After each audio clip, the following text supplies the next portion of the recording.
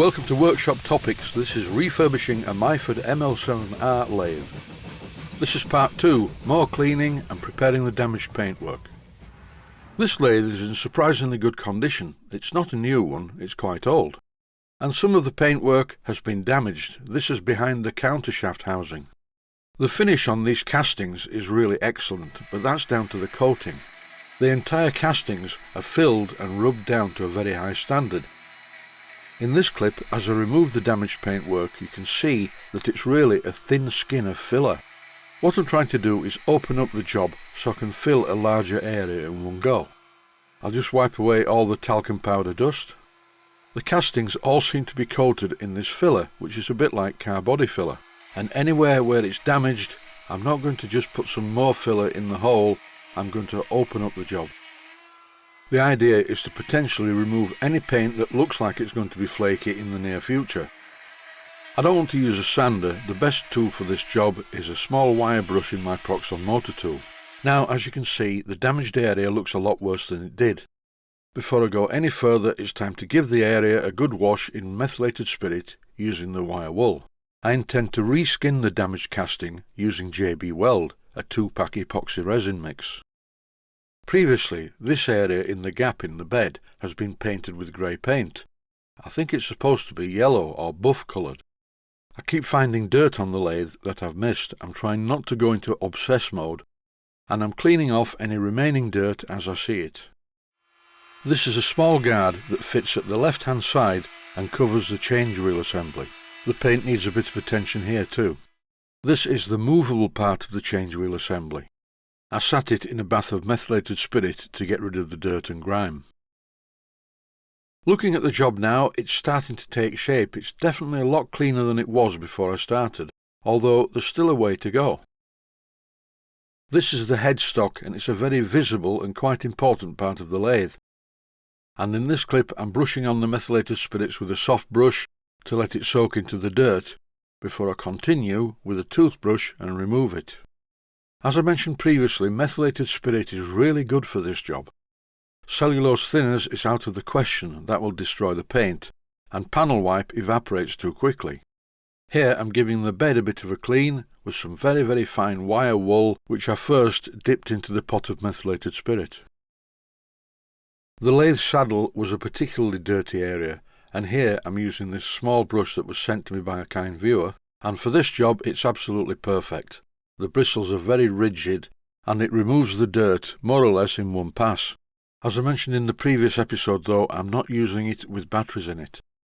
This is a small aluminium guard that protects the lead screw from swarf. It's quite badly chipped, so I'm removing it.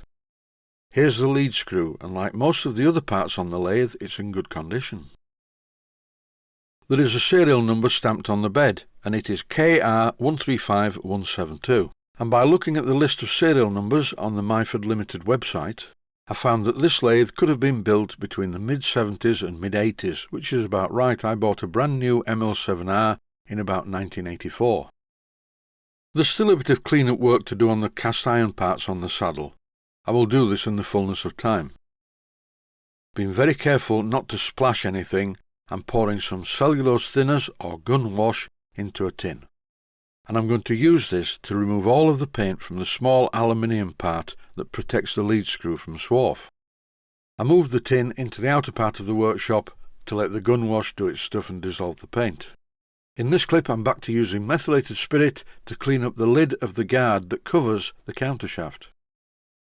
I may be a bit weird, well that's possibly a foregone conclusion, but there's just something about the shape of ML7R and Super 7 countershaft lids. And I think it's a very slinky, cool and sexy shape, quite unlike the shape of some of my previous girlfriends. This is a very visible part of the lathe, and luckily there's no damage whatsoever to the paintwork. It's in good condition.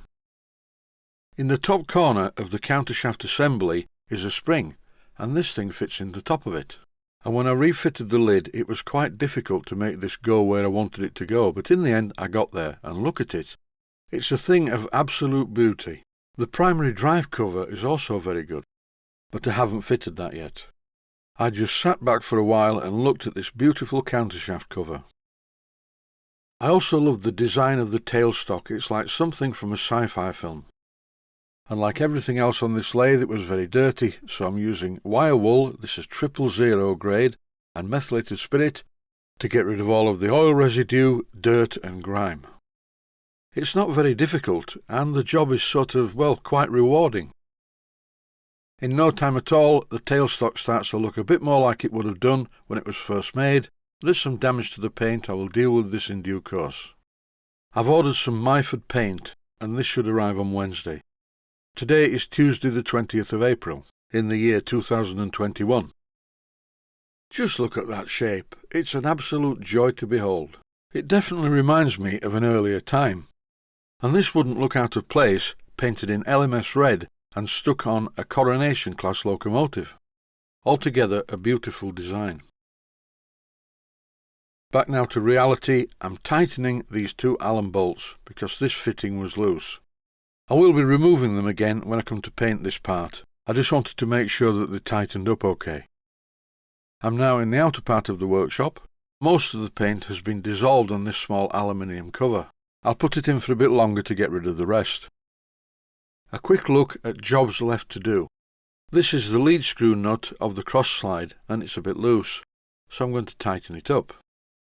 There were two cross slides with this machine and one has a thicker lead screw than the other. I'm going to use the original one, and here it is fitted in place. At the moment I'm just checking that I've got all the parts.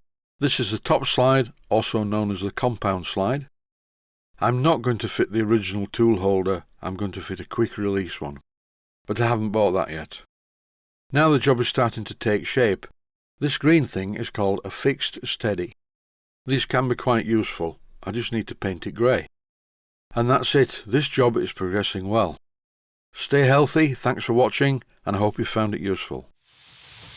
Please take the time to visit my Mainsteam Models website and click on the section of the website that says Video Playlists. And by doing that, you can find other videos that you may like to watch. And by using the playlists, you can actually watch the videos back to back.